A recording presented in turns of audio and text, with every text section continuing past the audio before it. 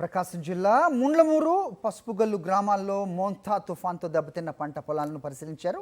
ప్రకాశం జిల్లా వైఎస్ఆర్సీపీ అధ్యక్షులు బూచేపల్లి శివప్రసాద్ రెడ్డి వేలాది ఎకరాల్లో మొక్కజొన్న, మిర్చి పంటలు దెబ్బతిన్నాయన్నారు.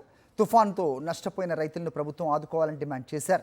వైఎస్ జగన్ హయాంలో ఉచితంగా క్రాప్ ఇన్సూరెన్స్ ఇచ్చారని గుర్తు చేశారు. ప్రతి ఒక్క రైతుకు క్రాప్ ఇన్సూరెన్స్ ఉన్నా లేకపోయినా ప్రభుత్వం నష్టపరిహారం ఇవ్వాలని, న్యాయం చేయాలని డిమాండ్ చేశారు బూచేపల్లి. ముల్లమూరు మండలం ఉమామహేశ్వర గ్రామంలో రైతులు కలవడం జరిగింది.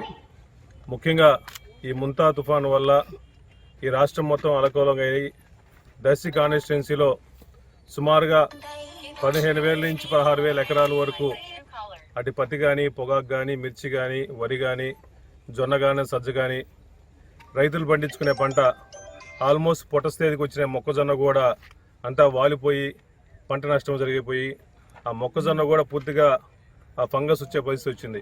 ఇది నిజంగా చాలా బాధాకరం.